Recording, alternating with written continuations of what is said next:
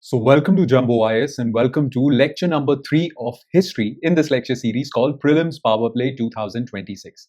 Now through this lecture series, we will cover all our current affairs that are part of UPSC syllabus, all current affairs subject wise. So you don't have to follow any monthly current affairs magazines or PT 365s, nothing of that sort. Just follow this lecture series and your current affairs are sorted.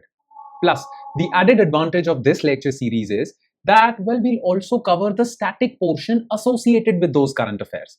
As you all know, that static topics which have some connection with current affairs have a high probability of featuring in your prelims exams. So we will cover static portion connected with current affairs.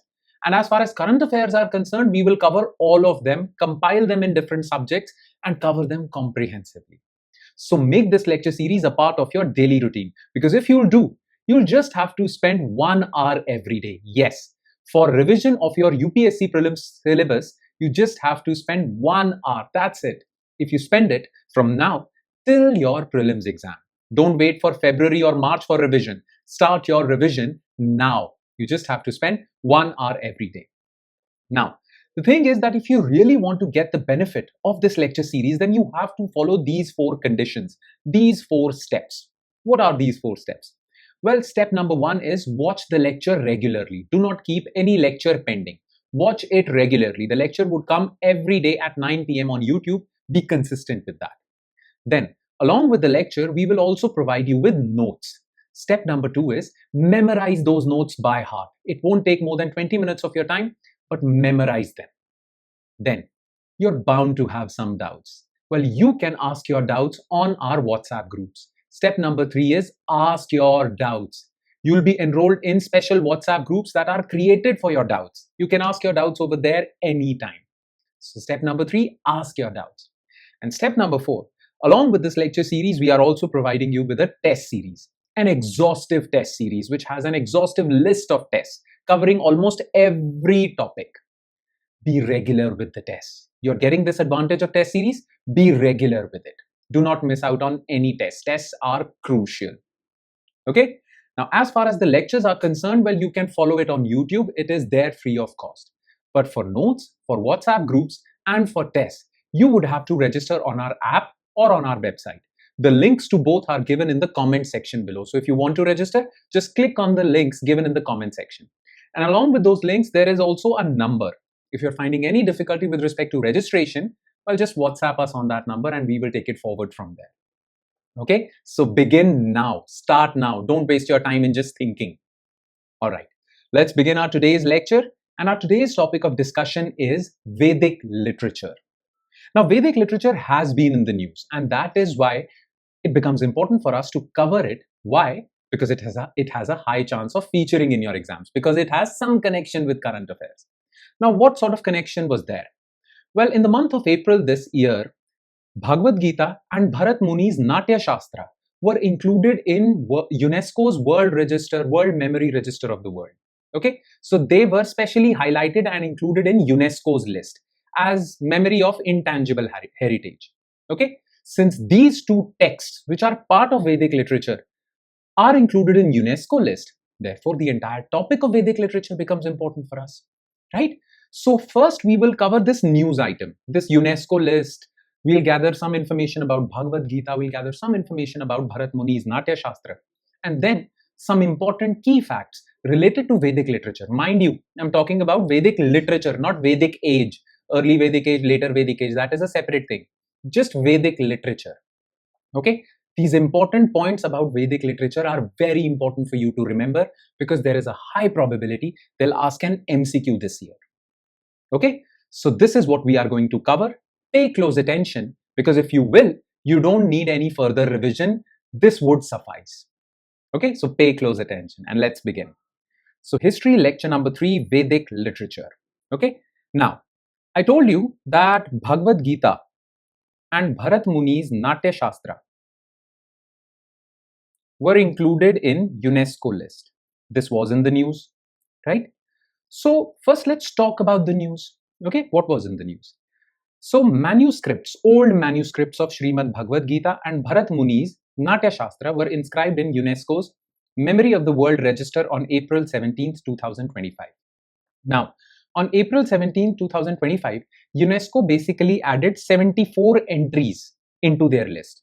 74 entries from 72 countries. But from India, there were 2 entries. Entry number 1, Bharat Muni's Natya Shastra. Entry number 2, Srimad Bhagavad Gita. Okay? These specific manuscripts were preserved at Bhandarkar Oriental Research Institute in Pune. Now, these are old manuscripts. These are not printed, recently published Bhagavad Gita books or recently published Natya Shastra books. No, these are original texts that are preserved, okay, written on palm leaves, manuscripts, original manuscripts that were kept at this research institute, Bhandarkar Oriental Research Institute. So their authenticity is quite great, okay, because sometimes we say that these modern versions of Bhagavad Gita has some errors.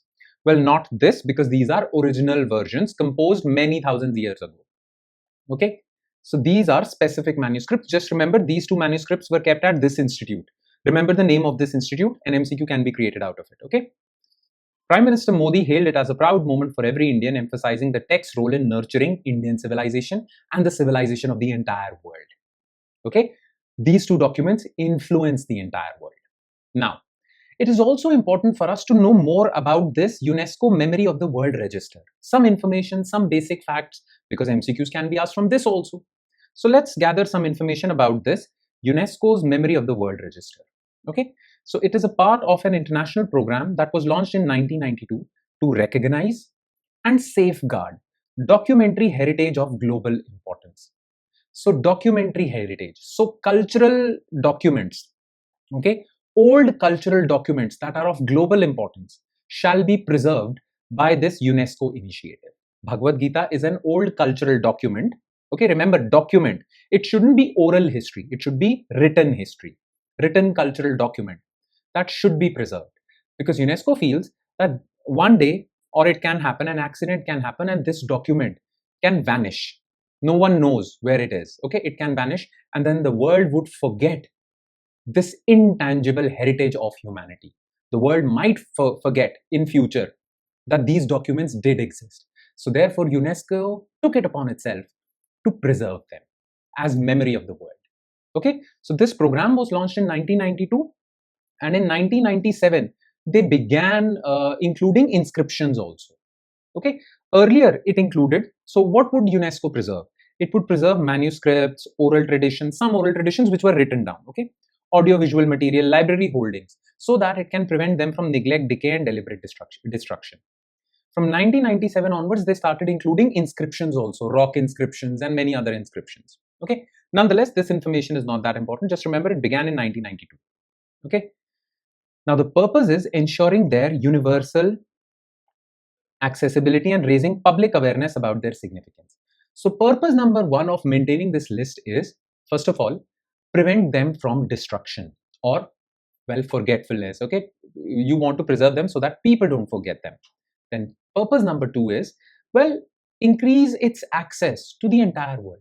Entire world should have the access to Bhagavad Gita, to Natya Shastra. So make it, raise awareness among the global population about these documents, raising public awareness about their significance.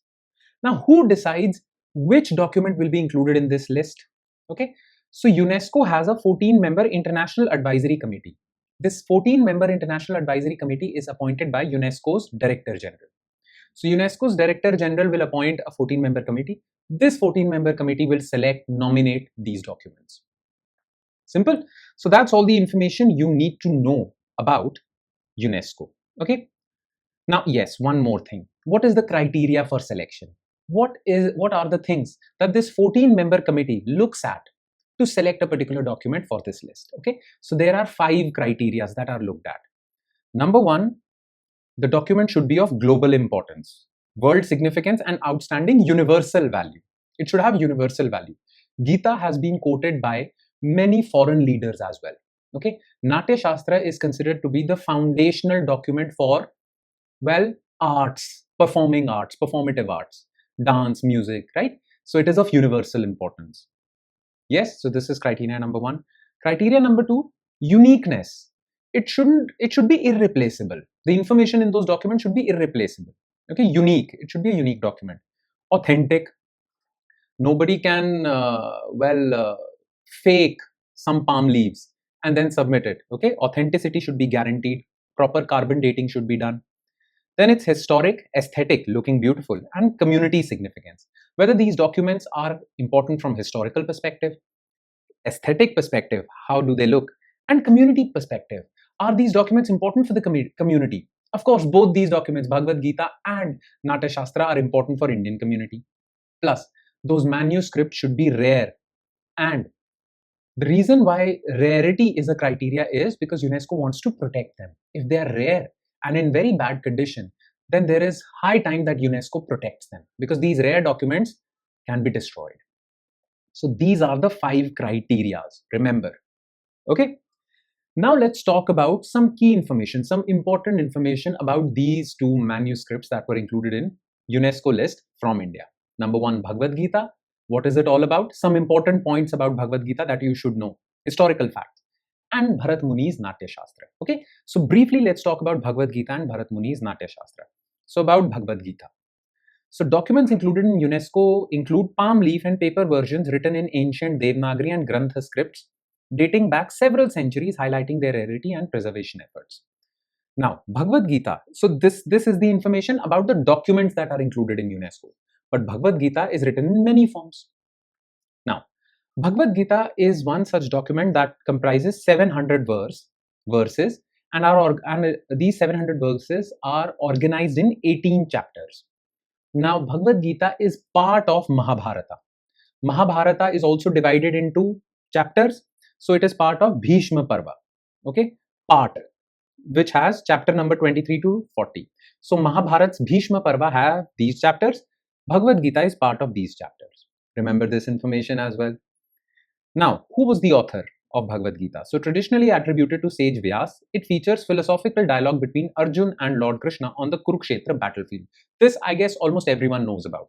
Even if you're not religious, well, you must have watched these web series, television series about Mahabharata, okay? Now, what is the importance of Bhagavad Gita? It is a cornerstone of India's ancient intellectual tradition, because the philosophy that is found in Bhagavad Gita is also found in Vedanta or Vedic philosophy. Buddhist philosophy also has some parallels with Bhagavad Gita, and Jain and Charvak philosophy also. Atheist philosophies also have something to identify with Bhagavad Gita. So some people say Bhagavad Gita is the root of all philosophies. Indian philosophies, okay? Subcontinent's philosophies. So this is its importance. Now some more information about Bhagavad Gita. So what are the core themes that are discussed in Bhagavad Gita? Because questions can be asked now that it has been included or recognized by UNESCO. So they might ask certain things within Bhagavad Gita also.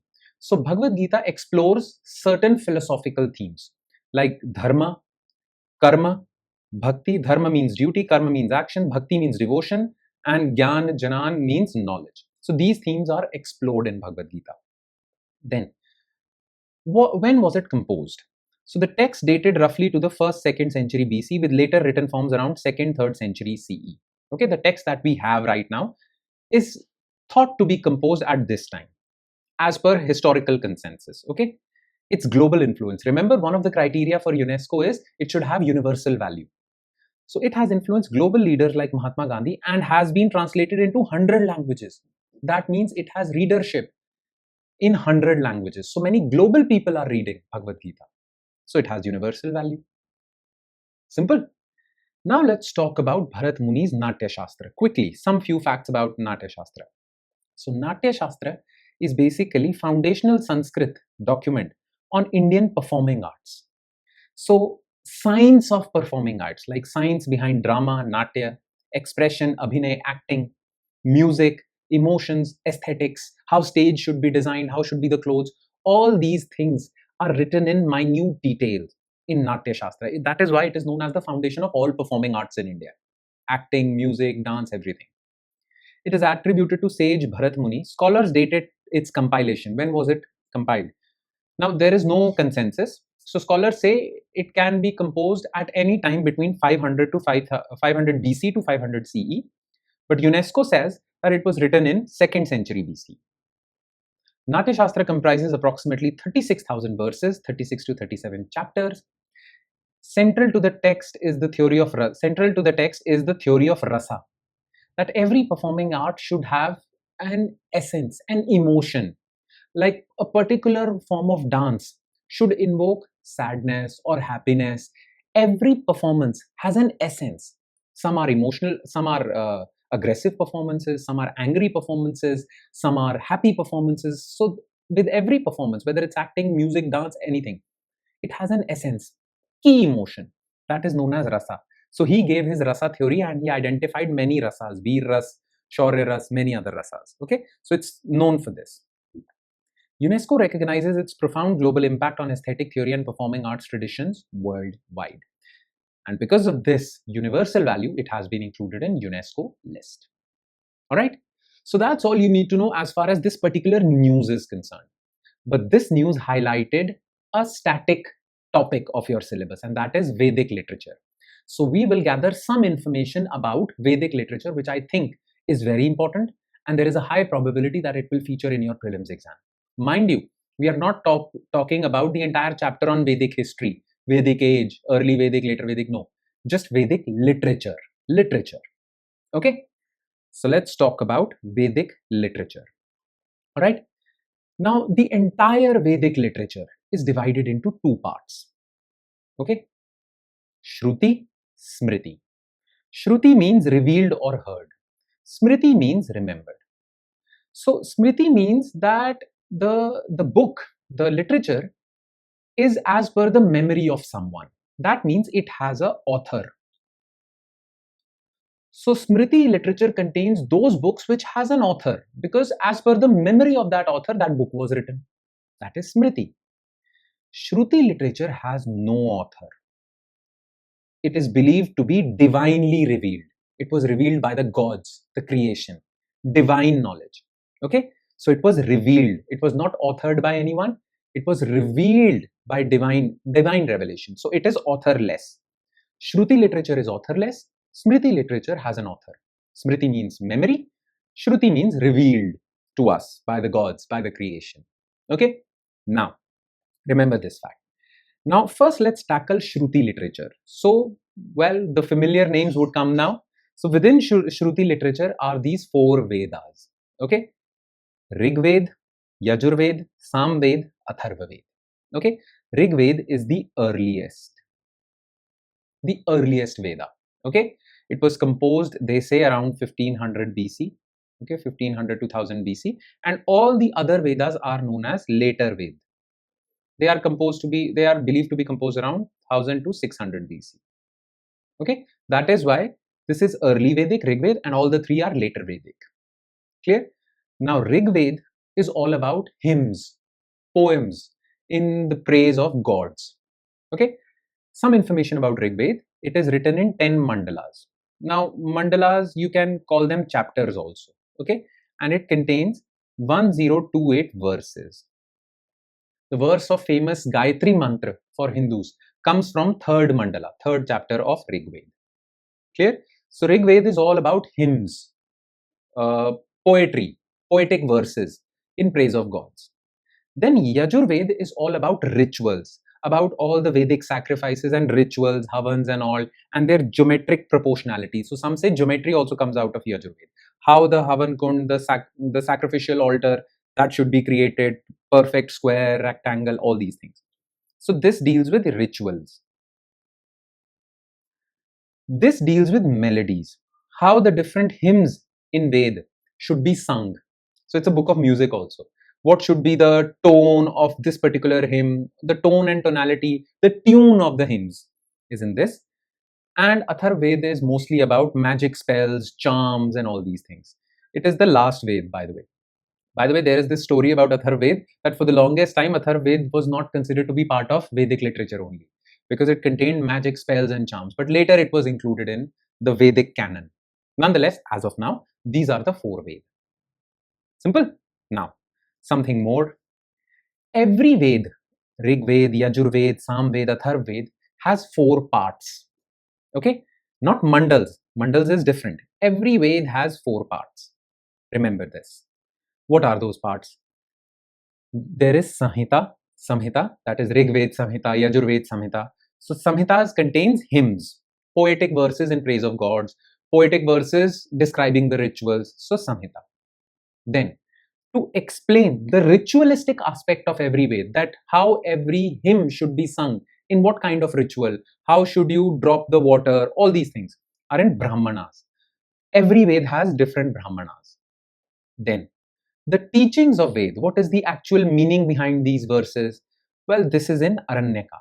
These are known as forest texts because it was believed that, well, all these sages, these rishis used to live in forests, and students used to come to those forests, to those sages, to those rishis, and rishis would explain Vedas to the students. So what was the explanation given? That is Aranyaka. And then every Ved has Upanishads. Deep philosophy is found in Upanishads. What is creation? What is creation? What is Atma? What is Brahma? Deep metaphysical philosophical concepts, sometimes very complicated philosophy, deep philosophy is found in Upanishads. Okay, now the very famous Upanishad known as Mundaka Upanishad, which is part of Atharva Ved. Mundaka Upanishad, why should you remember Mundaka Upanishad, part of Atharva Ved? Because it contains the verse Satyamev Jayate, which is part of our national emblem also. Satyamev Jayate, which means truth always triumphs. Okay, this is taken from Mundaka Upanishad. Make sense? Okay. Now the thing is, at one point of time, these Vedas were considered very complicated, and to actually understand Ved, you need to have some background knowledge. That background knowledge was taken from 6 subjects. So without these 6 subjects, you won't be able to understand or study Ved. That is why all rishis made it a point that their students would first understand these 6 subjects, and after this understanding, then they would be taught Vedas. Okay, now what are these 6 subjects? They are called Vedanga. To understand what is written in these Vedas, you need to have knowledge about these subjects, Vedanga. Number 1 is Shiksha, phonetics and pronunciation. How to pronounce a particular word, every word in the Vedas. Pronunciation should be correct.